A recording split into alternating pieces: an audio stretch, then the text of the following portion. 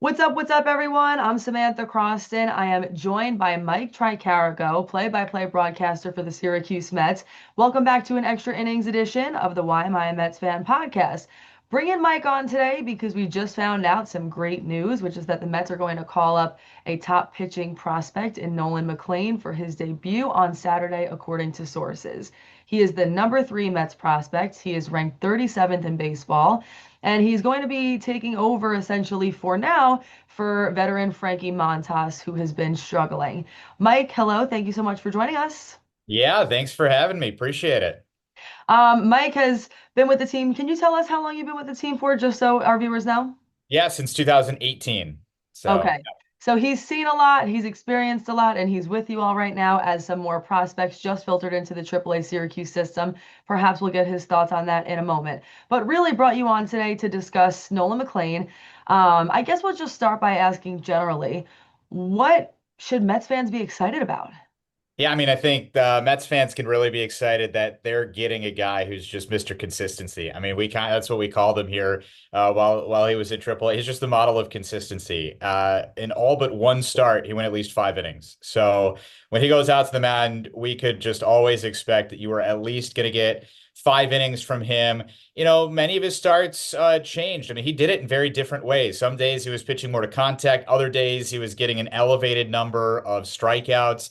He might have the best pitch in the minor leagues with his sweeper. I mean, it's one of the more elite pitches that he's known for, one of the more elite pitches in the organization. He's got 6 different pitches, so he could definitely do it in different ways. He was starting to locate the fastball very well, but I think the biggest thing that generally you could expect, hopefully he continues it in the major leagues. We do know the majors are a whole nother animal, a whole nother just level of competition, but if there was one word to describe Nolan down here in AAA, it was consistent. I think Mets fans will be extremely happy to hear that because that is a word that I don't feel like we've gotten a lot of for New York Mets fans. I just want to know from your vantage point what you think some of McLean's strengths are. You mentioned he has 6 different pitches, so I'd imagine one of his strengths are simply that he has a lot of, tools in the arsenal.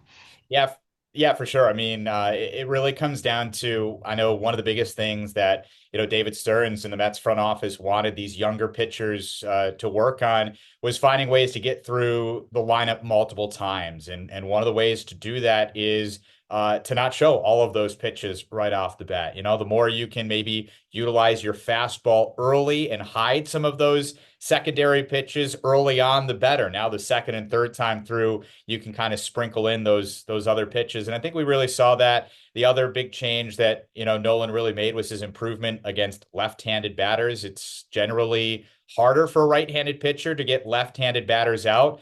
He started to do that a lot more with not just the changeup and not just the curveball, which are pitches that certainly worked well, maybe working away against those left-handed batters. But he would really, over the last couple of starts, especially at his last start that we saw him on Sunday, which will end up being his final AAA start, before a call up to the big leagues. But he would work on that sinker in on the hands to left-handed batters as well. So it's just finding different ways, I think, to get batters out.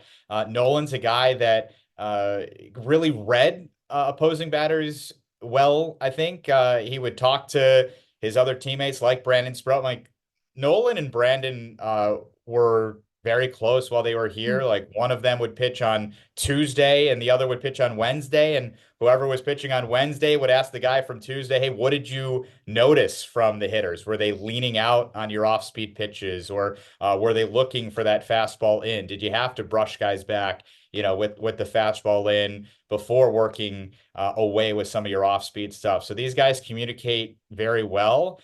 And I think for Nolan, it's just a matter of he continued to get better, even if it was just like in very small ways, like improving on getting through the lineup a second or third time, or working on being better against left-handed batters. But yeah, it was awesome to see just how well he had come along, and he got to a point where his pitch count pretty consistently was getting up to the 90s, and he was getting through, like we said, 5, 6, and at times we saw him get through 7 innings. Great. You mentioned Sproat, so we may as well go there for a minute. Obviously, before this announcement came out, those were the two names that were ultimately being thrown around for who could get this start on Saturday. It was going to be either McLean or Sproat. Why do you ultimately think that the organization decided to go with McLean? I mean, I think the easiest answer, it was just his day to pitch. He pitched on Sunday, Nolan did. So generally what happens is you just look 6 days down the road. So whoever pitches Sunday generally will pitch on Saturday after the Monday off day. The intriguing thing here was you had Jonah Tong, who will be making his AAA debut on Saturday. So both Jonah and Nolan had pitched Sunday. So in the past, if one was in AA and one was in AAA, they both would have pitched Saturday. In this case, the Mets had announced that Jonah would pitch Saturday and Nolan would pitch Sunday. But, at the end of the day, like Saturday was just Nolan's day to pitch. Sproat, on the other hand, is still scheduled to pitch for us Thursday. So you could have had Sproat kind of push that start back. Then you would have been getting into the vicinity of like 9 days in between Brandon Sproat starts, which actually did happen once this year, actually out of the All-Star break. But I think that was a little different because you knew the All-Star break was happening, so you could kind of plan for that. I don't think it was a coincidence too that Sproat, that start after the 9 day layoff, actually had 9 strikeouts. But again, like you could plan for it because you knew when the All-Star break was coming. I think it's a little bit more difficult when you're planning to start on Thursday and then you're like, well, actually, we want to push you back 2 days, like the day before that's going to happen. So I think the short answer of why Nolan over Brandon really just comes down to it was Nolan's day to pitch. Because honestly, like either one, I think can be very successful in the big leagues. And I'm sure Brandon will get his shot sooner rather than later. Whatever the reason was, they ultimately did decide to go with McLean. And I'd like to know, based on A, what you know about McLean, but B, what you know about Frankie Montas, do you think that if Nolan McLean goes out there and performs well on Saturday, he has a realistic shot of sliding into that spot as a starter? Yeah, I mean, I think they wouldn't call him up to start on Saturday if they didn't think that he had an opportunity to continue if he pitches well. I think with anybody they call up, like if you go up there and you perform well, then you're probably going to get another shot. Obviously, I'm sure Frankie Montas will be the first to say he struggled. He didn't perform up to where he wanted to. I think it was always tough from the start when you begin on the injured list and you try and work your way back and there's setbacks and whatnot. But I know Montas is a guy who is going to go out there and if it's a bullpen role for him, he's going to go out there and give the Mets whatever he can and whatever they need. I mean, this could end up working well long term for the Mets, certainly for the rest of this season. If Nolan goes up, if Brandon goes up, if they perform well in the starting rotation, that just gives the New York Mets more options. At the end of the day, once you get to the playoffs, you're not going to really go and run out five different starters. Some of your starting pitchers are going to come out of the bullpen. So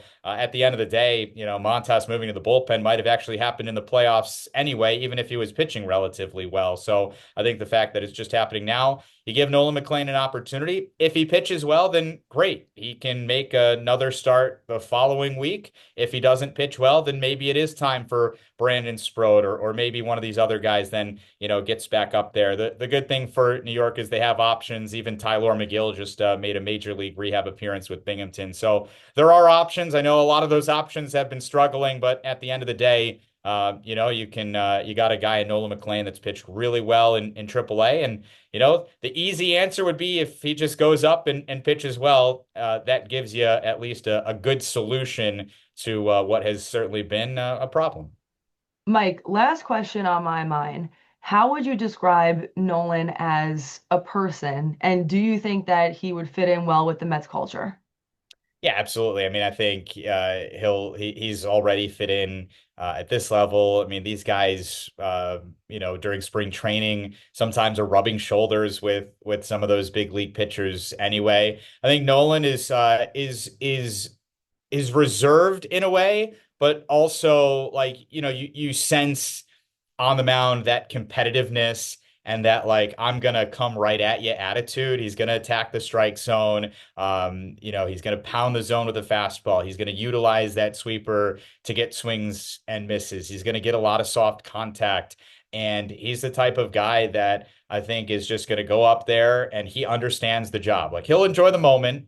I'm sure, he's got that smile on his face when he was told, the news, and he'll go up there and he'll enjoy his time. But when it comes down to just like taking care of business, like we said, he's the model of consistency and the model of like, I know my job, I know what I have to do to execute that, and I'm going to go out there and do it. And I think it can be exciting. It can almost be a boost of energy to the guys who are up there in New York. You don't always think about a young guy going up there and changing the culture. And I'm not saying Nolan's going to change the culture in itself, but I think it's exciting anytime a guy goes up there and is making his debut. And I have no doubt that the defense, especially, and the offense that's going to be supporting McLean for the New York Mets, they're going to be excited to go out there and back him up and hopefully make it a really good debut for him.